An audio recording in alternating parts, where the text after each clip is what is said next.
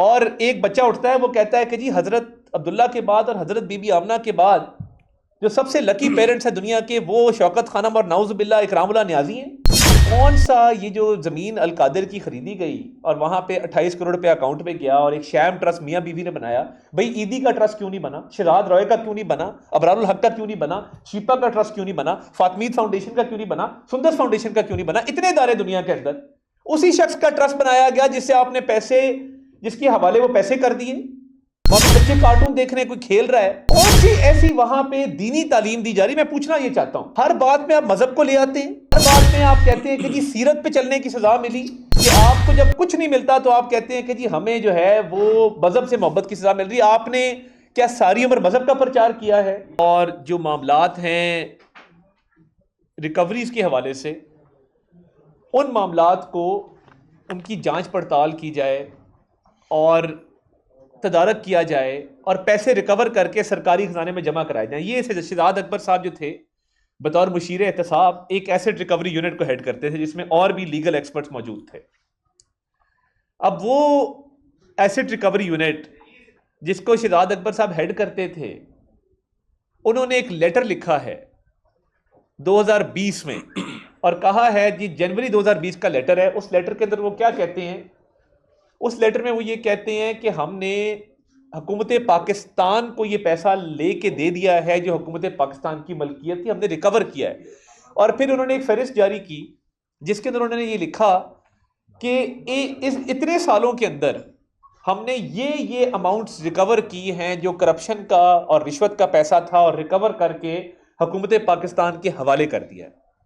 अब ये देखिए ना, अब आपके अपने दस्तावेजात, शहजाद अकबर साहब लंदन भी गए, उन्होंने वहां भी कागजात को इधर करने की कोशिश की, आप सबने वो फुटेज देखी। ये जो एक डाका है पाकिस्तान की तारीख का सबसे बड़ा, जिसके अंदर सजा हुई है, अब इसमें क्योंकि दस्तावेजात भी सामने आ गए हैं, ये बात भी तयशुदा है कि एनसीए ने ये पैसा जब्त करके पाकिस्तान की हुकूमत को दिया कि पाकिस्तान की अवाम का पैसा है। काबीना ने बंद लफाफा मंजूर करके ये पैसा उसी शख्स के हवाले कर दिया जिस शख्स से ये जब्त किया गया था। आप एक जुर्म करें मुल्क से बाहर, उस जुर्म की पादाश में आपसे वो पैसा कॉन्फिस्केट कर लिया जाए, जब्त कर लिया जाए और हुकूमत पाकिस्तान को दिया जाए पाकिस्तान की आवाम की फलाह बहबूद के लिए, हेल्थ, एजुकेशन, सड़कें, पुल, सैनिटेशन, क्लीन ड्रिंकिंग वाटर, इन चीज़ों के लिए। और हुकूमत बजाय इसके कि आवाम को देती, हुकूमत वक्त के 2-3 किरदारों ने तय किया, जिसमें बानी चेयरमैन पीटीआई सरे फहरिस्त थे, कि हमने 5-5 कैरेट की अंगूठियां लेनी है, जमान पार्क में 25 करोड़ का घर नया बनाना है। ये वही घर है जिसमें हफीजुल्लाह न्याजी साहब रिहाइश पजीर थे जमान पार्क के अंदर। आपको पता है कि उनको फिर शिफ्ट होना पड़ा, उनको रेंट पे कहीं और जाना पड़ा, उनका जाती मामला है, मैं उस पर कमेंट नहीं करना चाहता। मगर वो घर गिरा के एक नया घर बनाया गया 25 करोड़ में। मैं पूछना ये चाहता हूं, और मैं जब से सियासत शुरू किया ये पूछ रहा हूं, हर किसी का एक जरिया आमदन होता है। मुझे बता दे बानी चेयरमैन पीटीआई का जरिया आमदन क्या है? उनके पास कौन सी आमदनी आ रही थी जिससे उन्होंने ये 25 करोड़ का नया घर बनाया? या जो जमीन फरज शहजादी को लेके दी गई, वो कहां से उन्होंने ये जमीन ली और किसने वो जमीन दी? एक चेयर रख दें जलामा साहब के लिए प्लीज, जल्दी रखें। और ये 200 कनाल जमीन हो, 200 कनाल जमीन के साथ 5 कैरेट की अंगूठियां हो, 25 करोड़ का घर हो, ये उस चीज की रिश्वत थी। वो जो पैसा एनसीए ने पाकिस्तान को दिया और इमरान खान साहब ने और उनकी अहलिया ने वो पैसा उसी शख्स के हवाले कर दिया जिससे ये जब्त किया गया था। ये 80-90 अरब का ये घपला है और उसका फैसला है जो खुशाइंद है। अब जब ये सारी चीजें साबित हो गई, और एनसीए देखें, नेशनल क्राइम एजेंसी एक बड़ी मायानाज तहकीकाती इदारा दुनिया का, शहबाज शरीफ साहब की इन्वेस्टिगेशन की, इसी कमरे में हमने प्रेस कॉन्फ्रेंस की थी, आपको दस्तावेजात दिखाए थे कि 5 ममालिक में थरो इन्वेस्टिगेशन के बाद शहबाज शरीफ को क्लियर किया उन्होंने। वही एनसीए थरो इन्वेस्टिगेशन के बाद ये पाकिस्तान के हवाले करती पैसा, और ये रिश्वत लेके करोड़ों अरबों की ये पैसा उसी शख्स को दे देते हैं जिससे ये जब्त किया गया था। ये तो साबित है ना, इसमें आप क्या कहेंगे? कोई लीगल आर्गुमेंट नहीं है, कोई लीगल जस्टिफिकेशन नहीं। मैं ये दस्तावेजात आपको भेज रहा हूं, ये मीडिया के ऊपर आप दिखा दें कि ये वो दस्तावेजात है एसिड रिकवरी यूनिट के जो सबके सामने है। अब जब कोई चीज समझ नहीं ना आई और कोई दिफा नहीं था, कोई डिफेंस नहीं थी, कहा गया सीरत पर चलने की सजा। मैं उलमा हजरात को, मेरे साथ इस वक्त डॉक्टर मुफ्ती इंतखाब साहब मौजूद हैं, मौलाना शोएब रहमान साहब मौजूद हैं, मौलाना असलम नदीम साहब मौजूद हैं, मौलाना अब्दुल वहीद साहब मौजूद हैं, अलामा अरशद आबदी साहब मौजूद हैं, तमाम मकतबा फ़िक्र से ताल्लुक़ रखने वाले उलमा मेरे राइट और लेफ़्ट जो हैं वो तशरीफ़ फरमा हैं। बात सिर्फ इतनी है और मैं कहना सिर्फ ये चाहता हूँ कि जब कुछ नहीं मिला और लीगल डिफेंस है नहीं, सियासी तौर पे केस लड़ा गया ना, कौन सा ये जो ज़मीन अलकादिर की खरीदी गई और वहाँ पे 28 करोड़ रुपया अकाउंट पे गया और एक शैम ट्रस्ट मियाँ बीवी ने बनाया, भाई ईदी का ट्रस्ट क्यों नहीं बना, शहजाद रॉय का क्यों नहीं बना, अबरारुल हक का क्यों नहीं बना, शीपा का ट्रस्ट क्यों नहीं बना, फातमीद फाउंडेशन का क्यों नहीं बना, सुंदर फाउंडेशन का क्यों नहीं बना, इतने इदारे दुनिया के अंदर, उसी शख्स का ट्रस्ट बनाया गया जिससे आपने पैसे, जिसके हवाले वो पैसे कर दिए और कोई नहीं मिला था। अब कह रहे हैं कि वहाँ सीरत की क्लासेस पढ़ाई जाती है। मैं कार्टून वहाँ पे वो दिखा रहे थे, ये रिकॉर्ड की बात है, वहां पे बच्चे कार्टून देख रहे हैं, कोई खेल रहा है, कौन सी ऐसी वहां पे दीनी तालीम दी जा रही। मैं पूछना ये चाहता हूं, हर बात में आप मजहब को ले आते हैं, हर बात में आप कहते हैं कि जी सीरत पे चलने की सजा मिली। ये इस सियासत से मजहब को दूर रखें मेहरबानी फरमा के। हमें पता है कि जब आपके कान में आगे कोई कहता है इस्लामी टच दें, हम बैठे इसलिए कि आप अपनी सियासत करें, आप हमारे पे तनकीद करें, मेरी क़यादत पे तनकीद करें, सियासत करें, बिल्कुल करें, सियासी पॉइंट स्कोरिंग भी करें, मगर अल्लाह को, रसूल को, दीन को इसमें से बाहर रहने दें। नबी करीम सल्लल्लाहु अलैहि वसल्लम की सीरत से इस चीज़ को जोड़ना इन इट सेल्फ मैं समझता हूं कि ये बहुत बड़ा एक तौहीन आमेज रवैया है कि आपको जब कुछ नहीं मिलता तो आप कहते हैं कि जी हमें जो है वो मजहब से मोहब्बत की सजा मिल रही है। आपने क्या सारी उम्र मजहब का प्रचार किया है? आप जब क्रिकेट खेलते थे मजहब का प्रचार साथ साथ करते थे, जहां सीरीज खेलने जाते थे, या जो आपके खिलाफ जितने फैसले बाहर के ममालिक से आए हैं वो मजहब की पादाश में आए हैं कि आप वहां पे तबलीग कर रहे थे तो आपको रोक दिया गया कि तबलीग ना करो। क्या लॉस एंजल्स हाई कोर्ट का डिसीजन तबलीग से ममानियत के हवाले से आया है? क्या आप दीन इस्लाम के लिए काम कर रहे थे? बात इतनी है कि सियासत होती रहेगी मगर दीन का नाम ना लें, खुदा का वास्ता है, नबी करीम सल्लल्लाहु अलैहि वसल्लम की ज़ात को। और ये वो लोग हैं, मैं ये कहना चाहता हूं, ये साहिबजादा जहांगीर चीकू साहब है, लंदन में होते हैं। अभी पिछले दिनों आपने देखा कि उनको इजलास में बैठने की इजाज़त नहीं दी गई, इजलास से उनको निकाल दिया गया। तो जब इजलास से उनको निकाला गया, ये वो शख्स है जो मदीना मुनव्वरा गया, पूरा टोला लेके गया, और जब ये पूरा टोला लेके मदीना मुनव्वरा गया तो वहां पे मस्जिद नबी सल्लल्लाहु अलैहि वसल्लम, जहां पे कदमों की चाप की आवाज़ इंसान आहिस्ता रखता है, हद अदब में रहता है कि वहां पे कदमों की चाप की आवाज़ ना आए। एक अदब का एक आला मकाम है, एक इतने अदब की जगह है कि लोग अपनी अकीदत के तहत ऊंची आवाज में भी बात नहीं करते, सरगोशी करते हैं। ये हमारा अकीदा, हमारा ईमान है। आपने वहां पे शाहजैन बुगटी के बाल खींचे, आपने वहां पे मरियम औरंगजेब साहिबा को जो है वो उनको उनका घेराव करके आपने नारे लगाए वहां पे। यानी यार आप लोग उम्रे के लिए जाते हैं, आप पार्टी के झंडे लेके जाते हैं वहां पे। मतलब खुदा का खौफ करें, कोई मरना भी है, को अल्लाह ताला को भी हिसाब देना है। और एक बच्चा उठता है, वो कहता है कि जी हजरत अब्दुल्ला के बाद और हजरत बीबी आमना के बाद जो सबसे लकी पेरेंट्स है दुनिया के, वो शौकत खानम और नाउजुबिल्ला इकरामुल्लाह न्याजी हैं। वो वीडियो किसी ने देखी, किसी ने कंडेम किया, और खान साहब स्टेज के ऊपर हैं और सीना तान के खड़े हैं और अप्रिशिएट करें कि ये बच्चे ने क्या बात कर दी आज। कोई कह रहा है दौरे हाजिर का पैगंबर है, ये सामने खड़े होकर खातून कह रही है ये जो है ये दौरे हाजिर के पैगंबर है, वो खड़े हैं वहां पे स्टेज के ऊपर। कोई थोड़ा सा ख्याल करें अपनी इस सियासत से, अपनी ये जो रिश्वत और आपको करप्शन के केस में डाके में आपको सजा मिली है, इसको मजहब को बीच में मत लाएं। और मैं दोबारा कहूंगा कि ये कौन सी ऐसी दीन की खिदमत अल-कादिर यूनिवर्सिटी में हो रही, बता दें।